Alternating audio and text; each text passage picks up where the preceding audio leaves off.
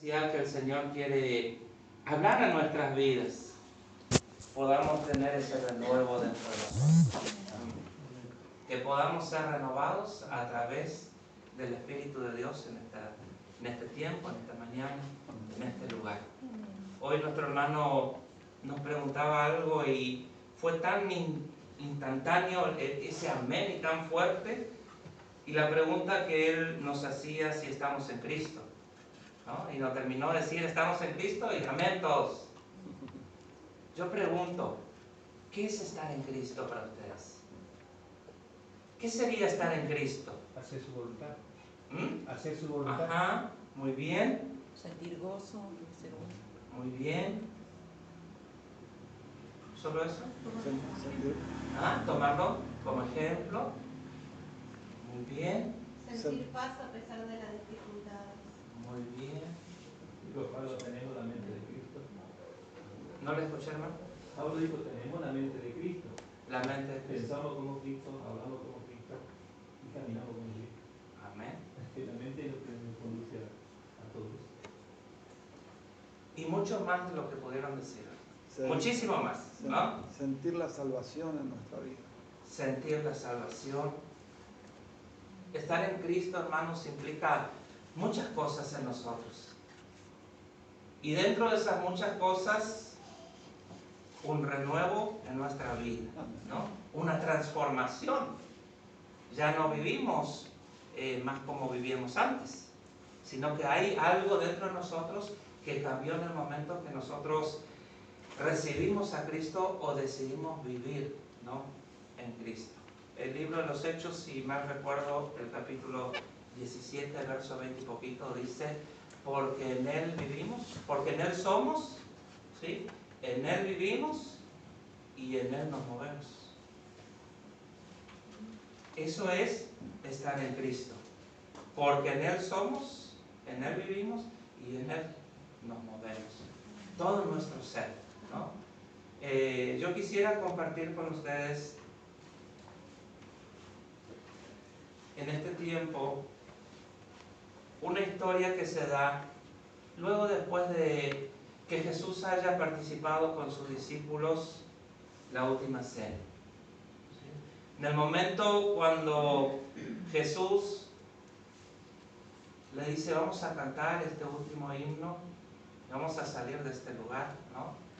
Falta tan poquito tiempo para que nosotros podamos participar de ese tiempo especial, una semana y poquito, ¿no? Jesús sale con sus discípulos y se va a un lugar. ¿A qué lugar se va?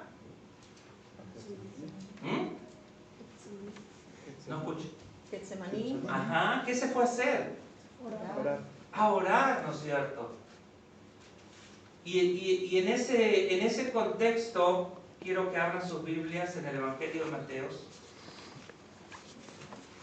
Mateo capítulo 26.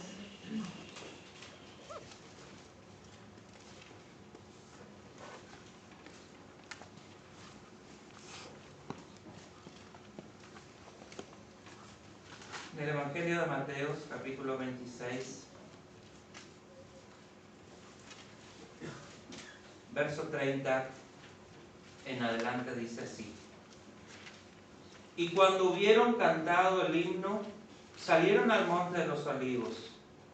Entonces Jesús les dijo, todos vosotros os escandalizaréis de mí esta noche, porque escrito está, heriré al pastor y las ovejas del rebaño serán dispersadas. Pero después que haya resucitado, iré delante de vosotros a Galilea. Respondiendo Pedro le dijo, aunque todos se escandalicen de ti, yo nunca me escandalizaré.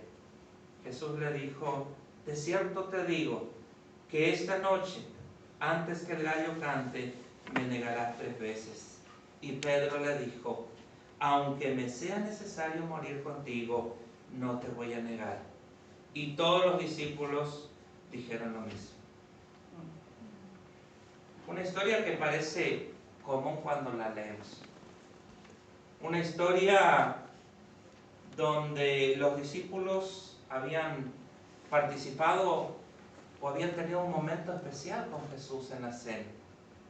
Y salen de ese lugar, sin duda llenos del Espíritu, y Jesús le dice, bueno, está llegando el momento. Está llegando el momento en que voy a tener que partir. No voy a seguir más junto con ustedes. ¿Sí? Y Pedro, interesante porque Pedro le dice, de cierto te digo, aunque sea necesario morir contigo, Señor, pues yo voy a morir. ¿No?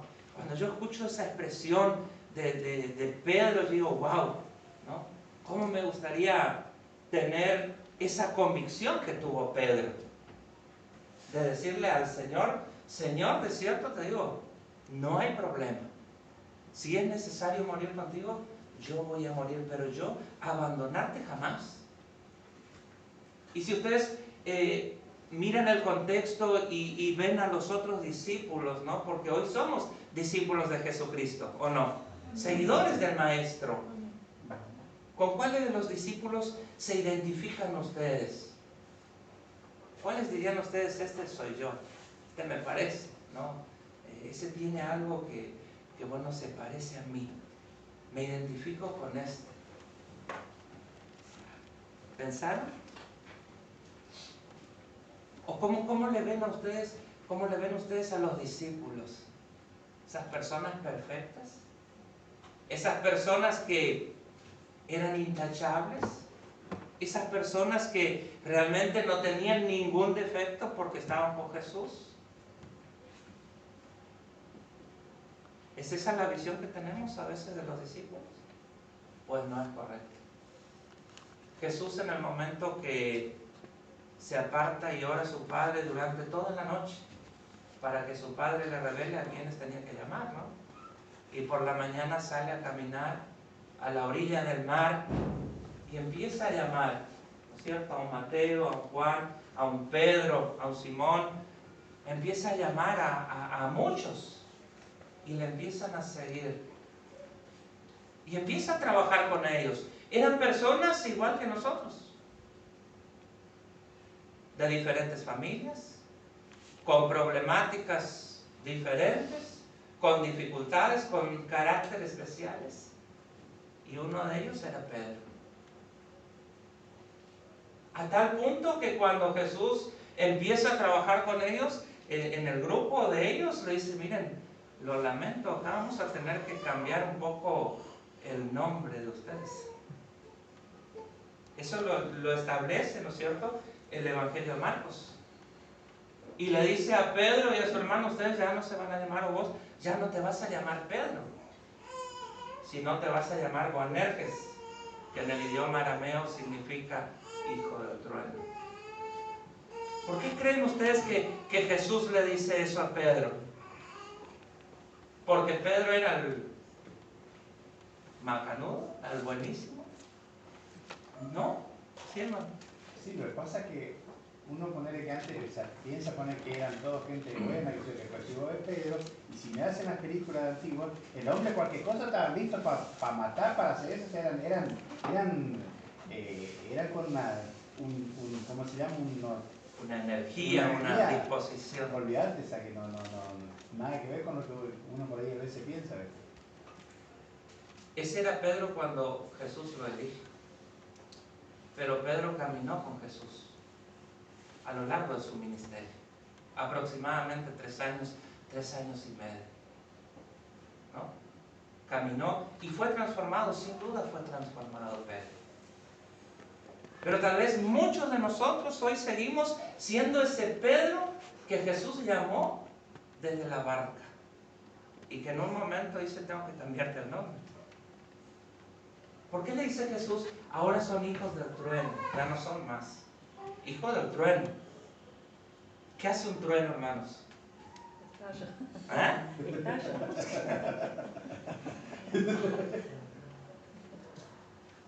Me gustaría que podamos analizarnos.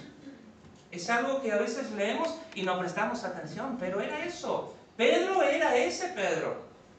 Vieron que cuando van a aprender a Jesús, después de lo que nosotros compartimos en la lectura, ¿qué hace Pedro? Saca la espada y ¿qué hace? Corta la lengua. Ese era Pedro. Y Jesús se da vuelta y dice, Pedro, ¿qué estás haciendo? Cuando Jesús iba caminando y tenía que pasar por una aldea de personas que no le querían a ellos y estaban todos ahí y dicen, por acá ustedes no pasan. Y Pedro se pone al frente y dice, ¿cómo que no vamos a pasar acá? Claro que vamos a pasar. No le tenía miedo a nada y ni a nadie. Y ahí estaban debatiendo y Pedro dice, Señor, ¿qué quieres que haga? Porque ellos recibieron el poder. Entonces, yo les envío con toda autoridad, con todo poder. ¿Quieres que diga que caiga fuego del cielo y que les consuma a todos? Y Jesús se vuelve a dar vuelta y dice, Pedro, ¿qué espíritu tienes? ¿No? Muchas veces tenemos esa disposición, esa actitud, ese carácter, ese temperamento de Pedro. Pero Pedro sigue caminando con Jesús. Y llega en este momento donde la vida de Pedro estaba siendo transformada. Y Jesús le dice, de cierto te digo que me negarás. Respondiendo,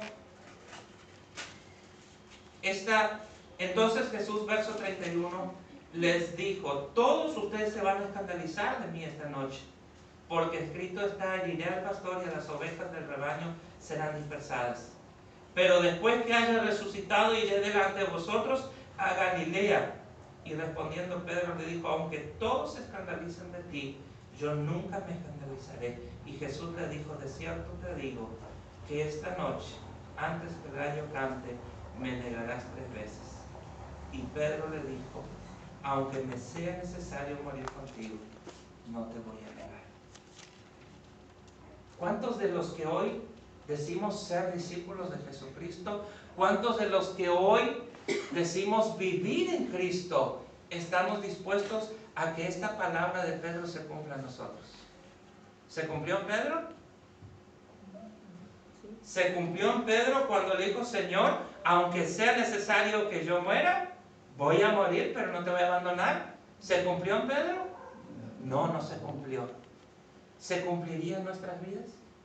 Hoy los que decimos tener convicciones claras y firmes de ser discípulos, seguidores de Jesucristo y de que vivimos en Cristo, hoy estamos convencidos de esto, de decir, Señor, no importa la circunstancia, no importa lo que tenga que enfrentar, no importa lo que yo pase, pero yo no te voy a negar.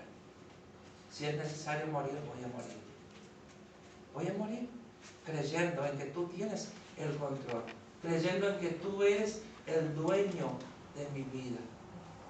Eso es vivir en Cristo, hermanos. A veces en nuestra vida cotidiana entramos en momentos buenos y no muy buenos, según lo calificamos nosotros. Momentos donde estamos gozosos, alegres, contentos, estamos de fiesta y como que todo está bien. Y ahí decimos, Señor, por favor, jamás te voy a abandonar. Pero cuando empezamos a bajar hacia el valle, como dice el salmista, el valle de sombra y de muerte, ¿cuál es nuestra respuesta al Señor? ¿Cuál es nuestra convicción en ese tiempo? Decirle, Señor, aunque esté aquí, no hay problema, yo te voy a seguir, aunque sea necesario que me cueste la vida, no me importa, yo voy a seguir. O enseguida desistimos de todo. Fíjense, Pedro, en ese capítulo 26, verso 35, escuchen lo que Pedro dice, voy a leer de vuelta. Pedro le dijo, aunque me sea necesario morir contigo, yo no te voy a negar. Yo no te voy a negar. Ese mismo capítulo, me gustaría que alguien lea el verso 58. El mismo capítulo. Verso 58. ¿Qué dice ese verso? Pedro fue siguiendo de lejos a Jesús hasta el patio del sumo sacerdote y entrando se sentó con los guardias para ver el fin de todo aquello. ¿Cómo empieza diciendo? ¿Cómo comienza ese versículo? ¿Y Pedro? Siguiendo de lejos. Siguió de lejos. En ese mismo momento. No estamos hablando que tal vez cambiamos de escritor, cambiamos de libro. Estamos en el mismo capítulo. En el mismo capítulo, en el mismo momento que Pedro dice, Señor, yo te voy a seguir, aunque eso me cueste la vida. No importa lo que yo tenga que enfrentar. Yo voy a estar junto contigo, así como estoy acá, junto contigo. En ese mismo capítulo, algunos versículos más adelante, dice que Pedro ya seguía a Jesús de lejos. ¿Cómo está nuestro seguir a Jesús hoy? Me gustaría que cada uno de los que estamos acá, en este lugar, podamos analizarnos a nosotros. No miremos al que está al lado. No miremos a aquel que nosotros sabemos que muchas veces se equivoca.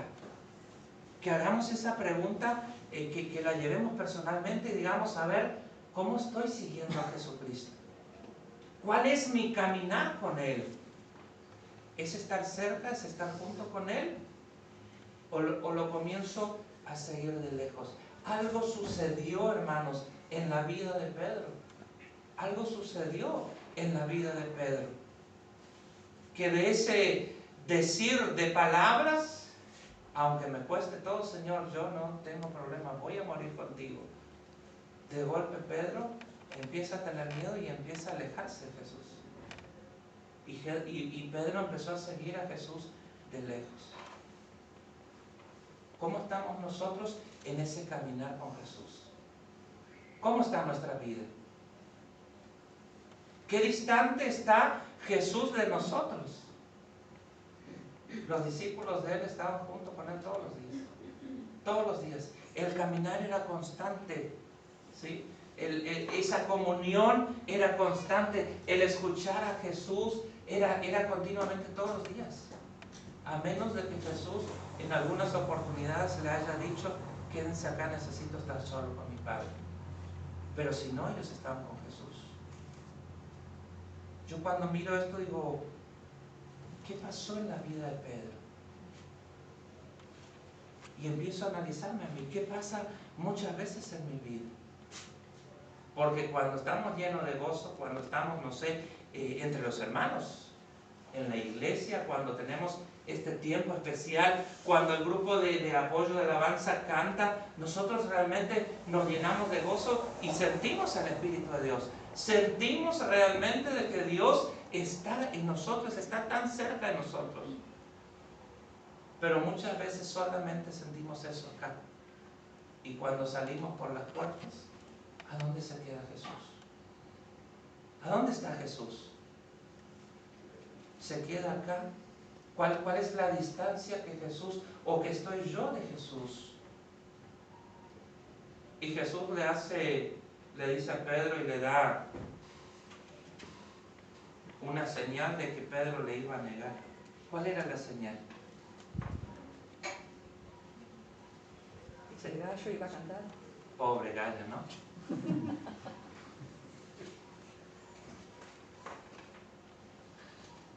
Esa palabra, hermanos, tal vez ustedes piensen, bueno, Jesús dice, y está ahí solamente escrito porque era la señal. Ese gallo, hermanos, tiene mucha importancia. Y tiene un significado muy, muy grande para nosotros hoy, este gallo. Este gallo sigue cantando, pero hoy sigue cantando a nuestra vida.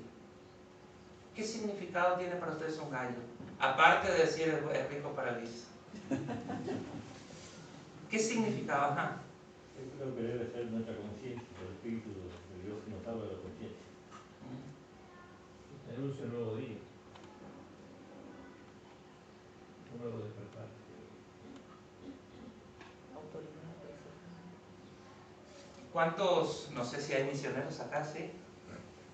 O no misioneros del campo, donde, bueno, están ahí lejos y nacieron ahí, ¿no? En la chacra, en el campo, en la colonia, es donde hay muchas gallinas. ¿Cuándo canta el gallo? Cuando empieza a amanecer. Cuando empieza a amanecer, ¿no? Hoy muchos en misiones, todavía en la zona norte, más a donde estamos, un poco más alejados, todavía tienen ese despertador. Cantó el gallo y saben la hora que es, ¿no? Ya son las 4. Vuelve a cantar el gallo por segunda vez, bueno, ya son las 5:30. ¿Sí? Y el gallo está anunciando algo. el gallo está anunciando un nuevo día, ¿no? Un nuevo día, un nuevo despertar. Y hoy sigue anunciando eso en nuestra vida. Hay veces que nosotros, hermanos, confiamos en nuestras propias fuerzas. Pedro confiaba en sacar la espada, en tener ese carácter explosivo, en estar dispuesto a enfrentar cualquier cosa, pero llega un momento que algo pasa en la vida de Pedro. Y eso nos hace ver a nosotros que nosotros solos, por nuestras propias fuerzas, no podemos seguir. No podemos seguir. Hay una canción que cantamos, no es con ejército ni con espada, ¿no? No sé si la cantan acá, del cancionero, sino que es ¿por qué? Por tu Santo Espíritu. Nunca nos olvidemos de eso. Para poder enfrentar las situaciones que estaba enfrentando Pedro, junto con Jesús, necesitamos ese Espíritu Santo. Ese es el Espíritu que trae convicción a nuestro corazón. Ese es el Espíritu que nos convence de seguir caminando con Jesús a pesar de lo que nosotros podamos estar enfrentando, a pesar de la situación en la que nosotros vivimos. No pensemos que somos superhombres como Pedro lo es, que él enfrentaba, que hacía.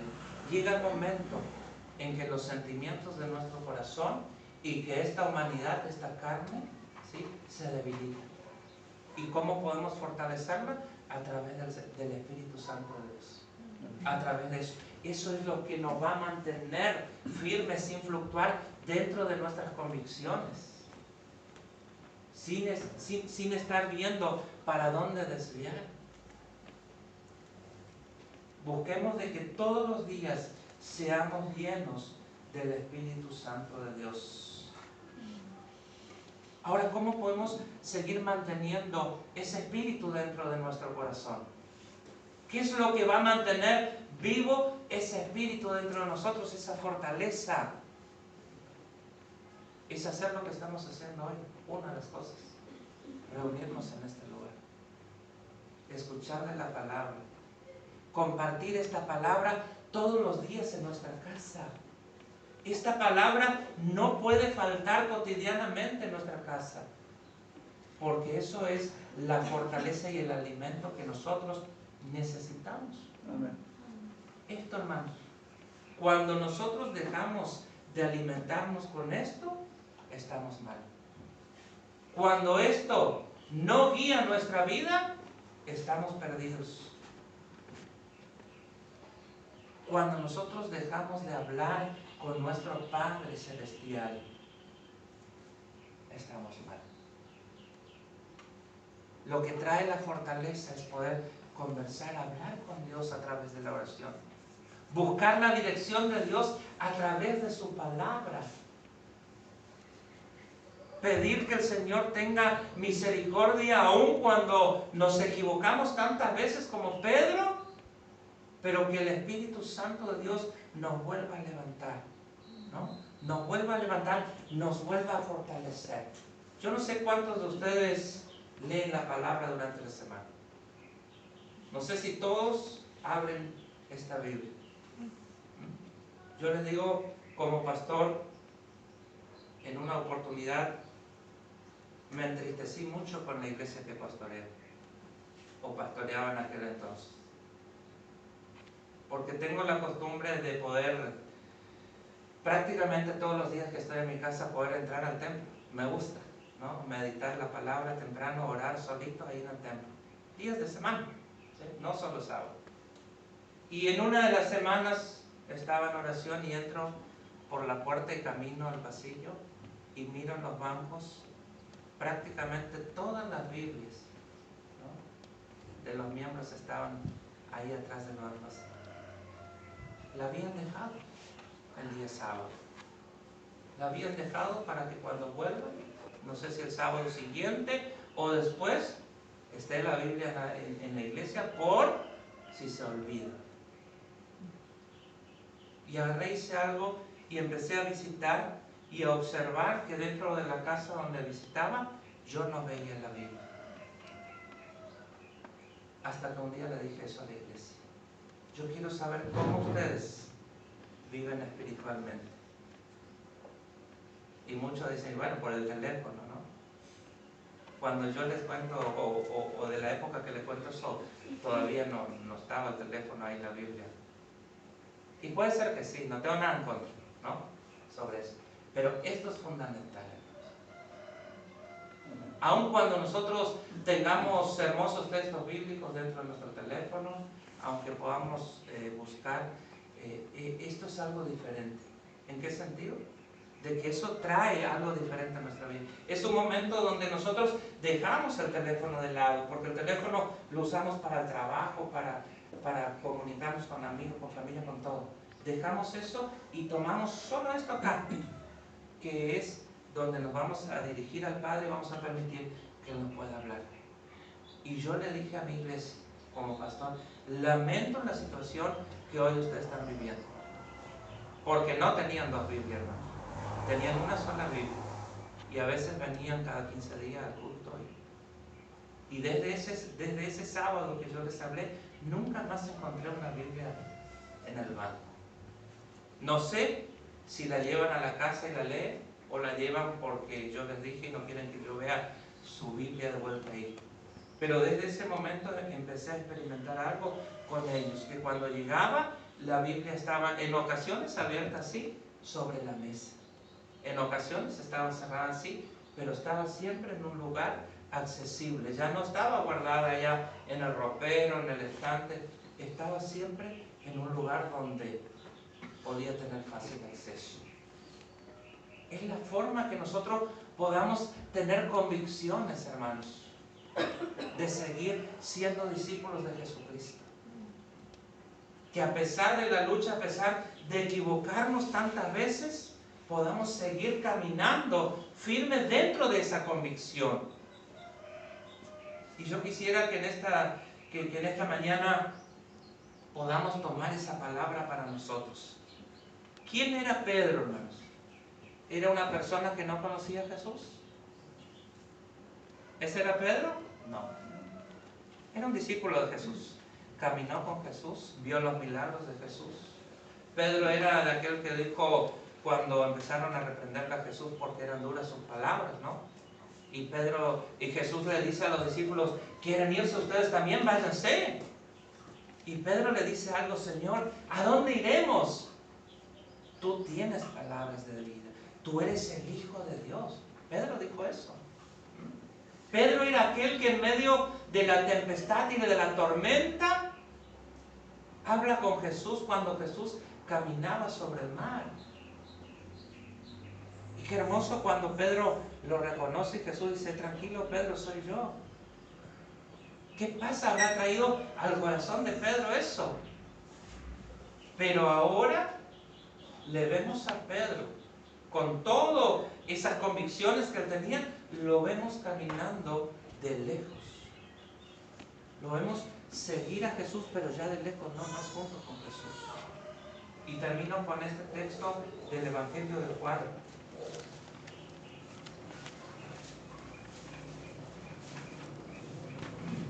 Evangelio de Juan, capítulo 18.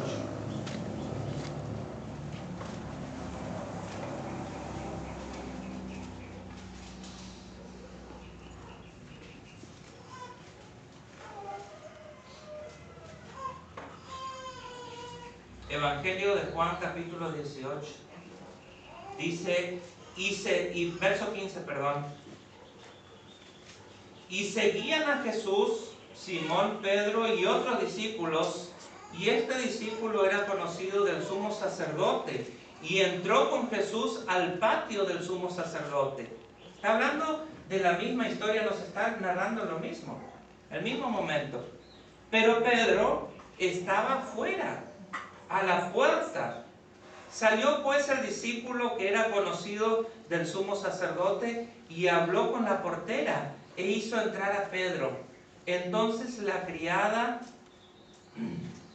portera dijo a Pedro, ¿no eres tú también de los discípulos de este hombre? ¿Qué le dijo Pedro? No soy, no. Ni se te ocurre decir, la verdad, que no. Y estaba en pie, y estaban en pie los siervos y los alguaciles que habían encendido un fuego, porque hacía frío esa noche. Y se calentaban, y también con ellos estaba Pedro en pie. ¿Qué haciendo? Calentándose. Y el verso 25. Estaba pues Pedro en pie calentándose, y le dijeron: ¿no eres tú de los discípulos, de sus discípulos? Y él negó y dijo: no lo soy. Uno de los siervos del sumo sacerdote, pariente de aquel a quien Pedro había cortado la oreja, le dijo: ¿no te vi yo en el huerto con él?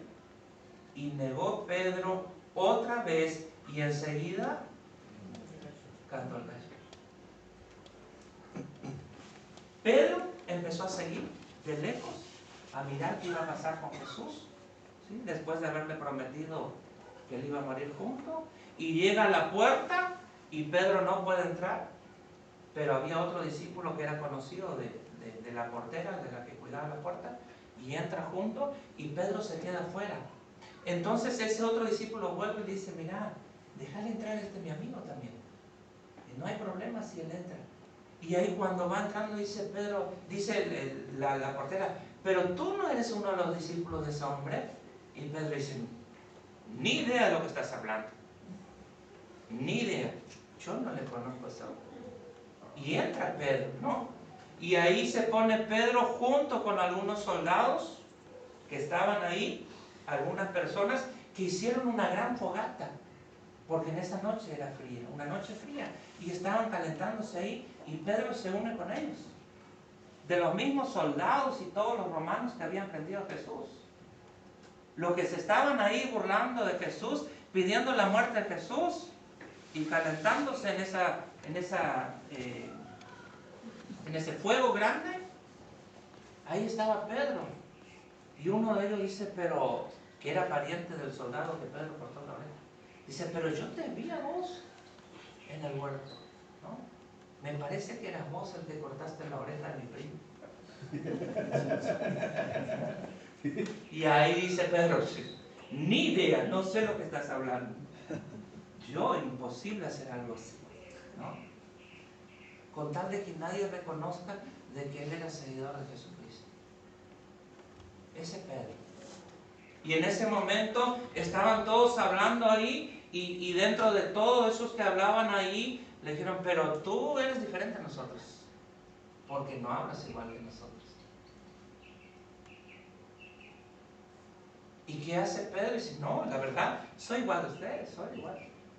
Y empieza a hablar como ellos. Empieza a hablar como ellos para unirse al grupo. Muchas veces nos pasa eso en la vida a nosotros. Muchas veces empezamos a calentar nuestra vida espiritual en las cosas del mundo, donde están los que persiguieron y prendieron a Jesucristo, y los que hoy siguen persiguiéndole a Él, los que están en contra de la palabra, y nosotros estamos ahí juntos. Pero tú eres cristiano. No, yo no, ni idea. No era, yo te vi en la iglesia allá. No, ni sé dónde queda ese lugar. Pero tenés algo diferente, porque no tienes las mismas palabras que nosotros. No estás teniendo las mismas actitudes. Me parece que sos un seguidor de Jesús, de ese que está ahí. No, nada que ver. Si miren, hago lo mismo que ustedes. Hago lo mismo que ustedes. Muchas veces sucede esto en nuestra vida. Y la pregunta que hago para finalizar: ¿qué es lo que está calentando nuestra vida espiritual? ¿Es el fuego del Espíritu que cantamos hace un rato? ¿O son las cosas del mundo? ¿En cuál de las fogatas nos estamos calentando nosotros? ¿En aquellas fogatas que alimentan una vida del mundo? ¿O en aquellas fogatas que alimentan realmente nuestra vida espiritual? ¿Qué es lo que nos incentiva hoy, hermanos? Es eso lo que tenemos que cuidar mucho.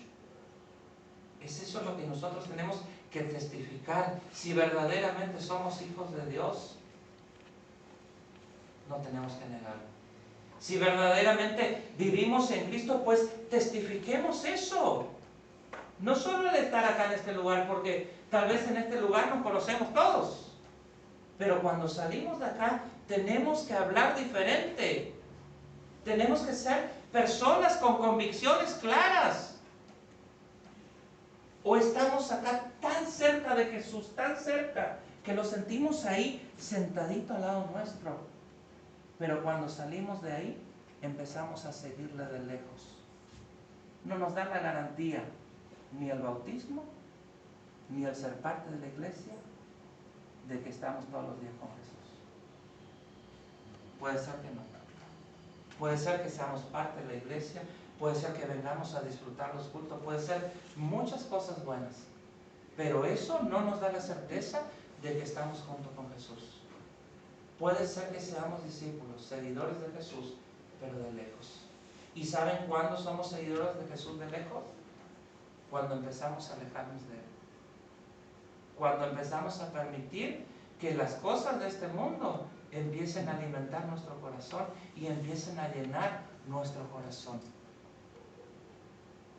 Cuando dejamos de alimentarnos de ese fuego que es el Espíritu Santo de Dios.